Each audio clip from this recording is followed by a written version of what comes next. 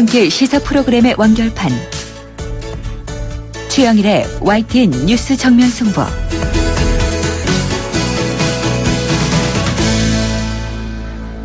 YTN 뉴스 FM 뉴스 정면 승부 2부 시작합니다.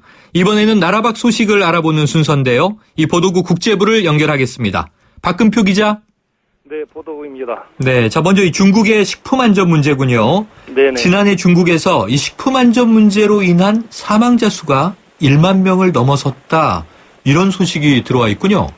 네, 그렇습니다. 중국에서 토양 오염 등 각종 오염으로 식품 안전이 크게 위협을 받고 있습니다. 중국 사회과학원 도시발전 환경연구소 당위원회 서기 리춘하는 최근의 한 포럼에서 지난해 식품 안전 문제로 인한 사망자 수가 1만 명을 넘었으며 경제 손실만 8,500억 원에 달한다고 밝혔습니다.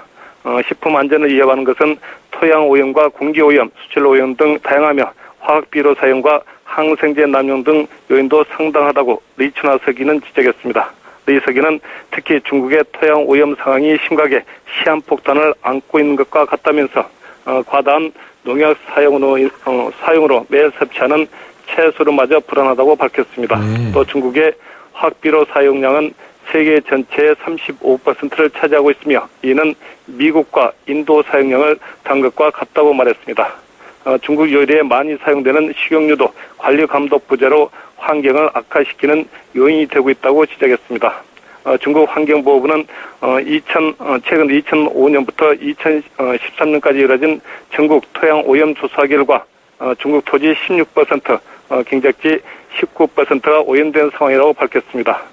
중국 국무원은 지난 6월 토양 오염 방지와 해법을 위한 조치를 발표해 2018년 말까지 농지 오염에 대한 정확한 실태 조사를 실시하겠다고 밝혔습니다. 네, 중국의 대기는 우리한테도 영향을 미치는데요. 이 네. 토양과 수질은 또 어떨지 걱정이 됩니다.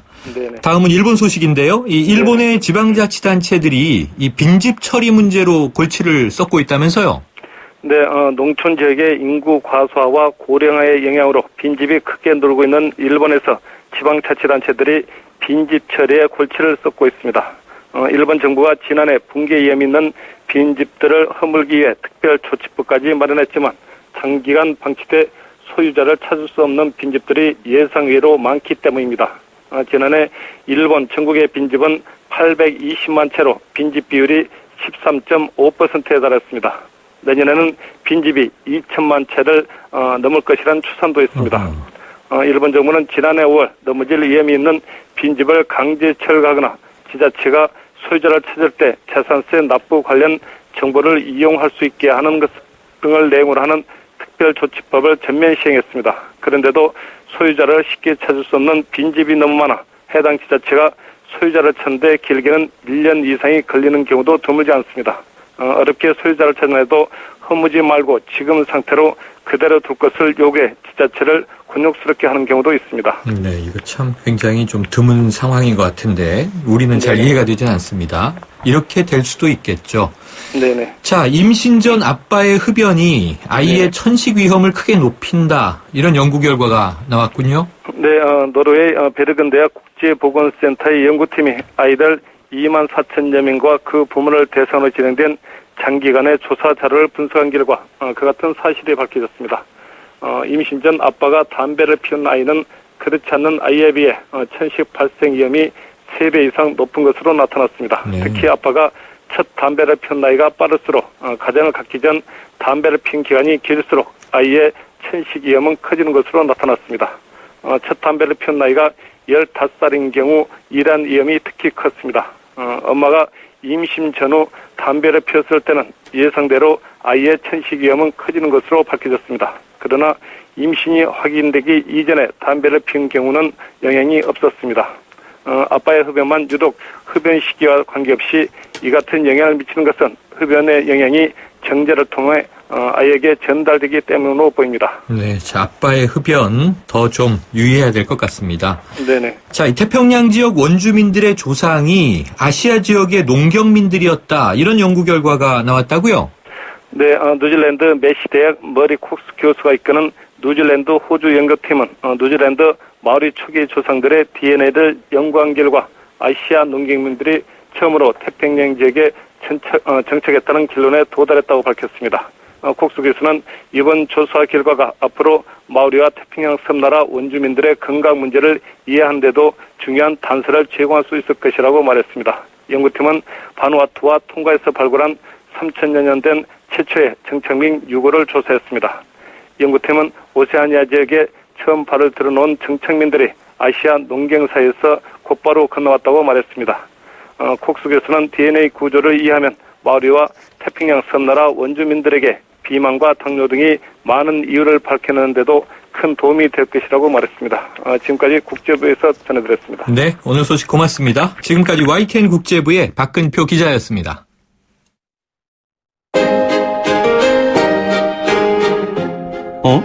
지금 듣고 있는 라디오가 뭐지? 아하, YTN 라디오. FM 94.5MHz YTN 라디오.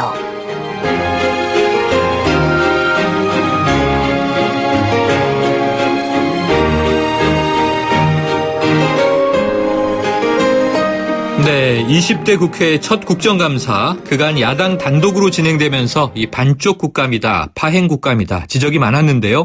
오늘에서야 정상화가 됐죠. 야권은 기다렸다는 듯 쟁점 현안들을 들고 나오고 있습니다. 이 정권 핵심 실세를 겨냥한 의혹 제기에도 목소리를 높이고 있고요. 자, 앞으로 국정감사가 진행되는 동안 여야의 치열한 공방이 예상되는 대목입니다. 새누리당 김성원 대변인을 연결해서 여러 현안에 대한 입장 들어보겠습니다. 김 의원님 안녕하십니까? 네, 안녕하세요. 네. 시청자 여러분 먼저 인사드리겠습니다. 네. 저 새누리당 대변인 동두천 연천 출신 김성원입니다. 네, 안녕하십니까? 네, 안녕하세요. 네. 자, 오늘 국감에 참여하셨죠? 네, 네, 그렇습니다. 예. 자, 이 초선 의원들 국감에서 이 활약에 준비 많이 하시잖아요. 네, 네. 어떠셨어요?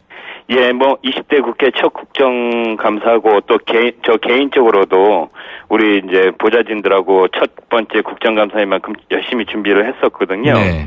특히 또 이제 제가 저희 정무위원회 위원으로 있습니다. 네네. 이 정무위원회는 조선해운 산업 위기를 어떻게 극복할 것인가, 그렇죠. 기업 구조 조정, 김영란법 보완 대책, 주로 이제 국가 경제와 민생에 직결된 현안들이 상당히 많은 곳입니다. 네. 근데 이제 제가 우리 보좌진들하고 얘기를 할 때요, 이 단순히 문제 제기하는 데 그치지 않고, 우리 국민들의 목소리를 최대한 반영해서 대안을 제시할 수 있는 그런 국정감사가 되자고, 네. 그렇게 좀 준비를 많이 해가지고 오늘 처음 했습니다. 네, 오늘 첫날이니까 이게 8일 파행 후의 첫날이었는데, 네네. 자, 저 의원님의 활약을 좀 기대를 해보겠습니다. 네네, 열심히 해보도록 하겠습니다. 그런데 시간이 많이 흘러가서 국감 네. 일정이 지금 좀 연기가 된 거죠?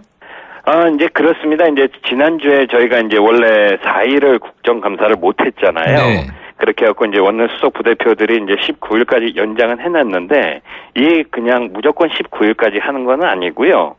각 상임위원회에 따라, 여야 이제 3당 간사들 이제 협의에 따라서요. 그렇게 할 수도 있고, 좀 연기해서 할 수도 있고, 연장해서 할 수도 있고, 또는 또 그 정해진 시간 내에 할 수도 있고, 네. 이게 아마 각 상임위마다 좀 다 다릅니다. 네. 정무위는 어떤가요? 정무위는 지금 당초 14일까지 하기로 돼 있었는데, 네네. 17, 18일까지 연기돼 갖고, 네. 그렇게 지난주에 못했던 4일을 갖다가, 네. 또 이제 보통은 이제 수요일은 이제 자료조사 기간으로 이렇게 있는데요. 네.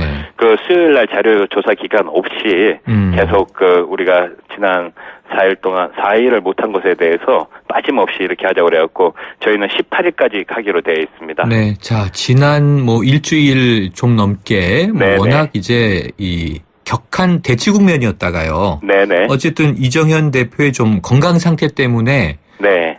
급하게 회군한 그런 측면이 있는데요. 네네. 지금 이 대표 건강은 어떻든가요? 제가 오늘은 못 뵀고요. 네. 이제 어저께 한 시쯤에 뵀습니다. 네. 그러니까 1시쯤에 이렇게 뵀었는데, 그때는 이제 그 전날 저녁 때 이제 병원으로 이송돼가지고, 그 다음날 이제 바로 뵌 거여가지고, 그러니까 제가 뵀을 때는 이제 눈도 제대로 못 뜨고, 이제 네. 말도 좀 띄엄띄엄하는 그런 초췌한 모습이었거든요.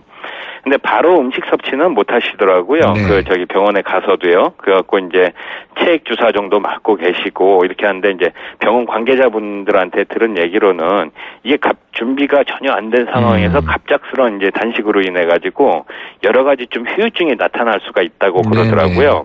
그래갖고 뭐 큰 이상은 없는 것 같은데 어쨌든 뭐 지금 검사를 좀 여러 가지 좀 해봐야지 될 것 같다 이렇게 말씀하시고 좀 뭐 회복에는 좀 상당한 시간이 좀 걸릴 것 같다는 그런 제 개인적인 생각이 듭니다. 네. 예. 자, 말씀하신 대로 건강은 뭐 빨리 회복되셔야겠죠. 네네, 그래야죠. 예. 그런데 이 준비 없이 급하게 시작됐다. 네, 말씀 네, 주셨지만 예. 지금 지난주 내내 이제 가장 많이 회자된 이야기가 네. 이정현 대표 입장에서는 이 정 의장이 사퇴하거나 아니면 네. 내가 죽거나 네. 이야기가 많이 돌았단 말이죠. 예, 예. 그런데 이제 지금 이 오늘에서야 국정감사가 정상화됐습니다만 이 예. 단식 사태에 대해서 여론의 시각이 그렇게 우호적인 것 같지 않아요. 네, 네. 그럼 이번 국감 파행으로 새누리당이 얻은 게 무엇이냐 이런 질문이 예. 많이 나오는데 네, 네. 좀 어떤 답변이 있으세요? 이제 우선은요, 그 지난주에 예정된 국정감사에 예정대로 참여하지 못한 점에 대해서는요, 네네. 국민들께 죄송하고 그런 사과드린다는 말씀을 먼저 좀 드리겠습니다. 네. 또 집권 여당이 꼭 그렇게 했어야 하냐 이런 국민들의 지적도 진짜 저희 마음속 깊이 받아들이거든요. 네. 그런데 그만큼 저희가 좀 절박한 상황이었다는 것도 좀 말씀을 좀 드리고 싶습니다. 지난 68년 동안에 우리 절차적 민주주의를 통한 의회 민주주의가 이게 풀뿌리째 흔들리고 있는 상황이었습니다. 네. 그 당시 상황에서 이정현 대표께서는 그 방법 외에는 다른 방법을 이렇게 할 수가 없었다고 좀 이렇게 보여지거든요. 네. 근데 그런 결과를 통해서 물론 질타도 많이 받았지만은 저는 앞으로가 이제 국회의장이 좀 제 역할을 해서 중립성이 확실하게 잡아줄 수 있다고 하면은 그것이 저희 좀 하나의 성과가 되지 않을까 이렇게 좀 생각하고 있습니다. 네, 그렇군요. 네네. 자, 그런데 이게 문제가 완전히 해소된 것 같지 않은 게요. 네네. 국감엔 복귀하셨지만 투트랙 네. 전략이라고 들려옵니다. 네네. 이 정세균 의장에 대한 형사고발, 네. 직권 남용 혐의로 형사고발한 거 그냥 유지한다는 입장이죠? 네, 이제 이렇게 좀 말씀드리고 싶어요. 이제 집권 여당으로서 국정감사에 복귀해서 국정에 책임을 다하라는 것이 이 국민의 명령이지 않습니까? 네. 또 국회의장이 당파적, 편파적 국회 운영을 하지 못하게 바로잡으라는 것도 저는 또 국민의 뜻이라고 생각을 하거든요. 네. 자, 그렇게 됐을 때 지금 우리 새누리당 의원님들께서는 자, 쌀 한 톨의 쌀을 대패질 하듯이 정교함을 갖고 섬세함을 갖고 집중력을 갖고 저희가 이제 국정감사에 임할 것이고요. 네. 또 그와는 또 별도로 지금 사회자 진행자님께서 네. 말씀하셨듯이 우리 정세균 의장님이 다시는 이런 일이 재발되지 않도록요. 네.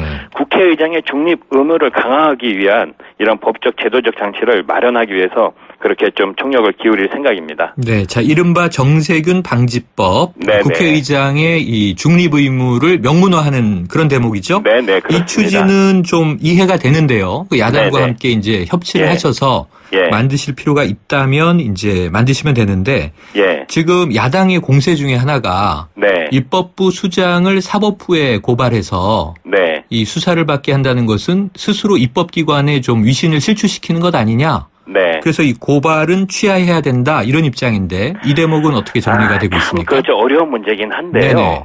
그러니까 우선은 그 지금 말씀하신 그 법안에 대해서 말씀드리면은 지금 현재 국회의장의 이제 중립에 대한 법안이요. 네네. 국회법안에서 그냥 탈당을 하고 중립을 위해서 탈당한다 요 정도까지밖에 네, 없습니다. 네. 근데 이제 저희가 얘기하는 건 뭐 그것이 위반됐을 때 이런 것이 아니라 탈당을 하고 그다음에 국회의장은 정치적 중립의 의무를 지켜야 한다. 네. 이러한 조항을 집어넣는 거거든요. 해가지고 그런 이제 법적 제도적 장치를 좀 마련하기 위해서 그렇게 했다고 보고 저희 지금 어쨌든 입법부의 수장을 갖다가 이제 사법부에 고발하고 이런 부분에 대해서는 네네. 사실 이제 저희도 좀 많은 부담이 있습니다만 네네. 또 새누리당 의원님들 여러 좀 그러니까 총의를 좀 모아야지 그렇죠. 될 것 같습니다. 네. 그 부분에 대해서는. 아, 알겠습니다.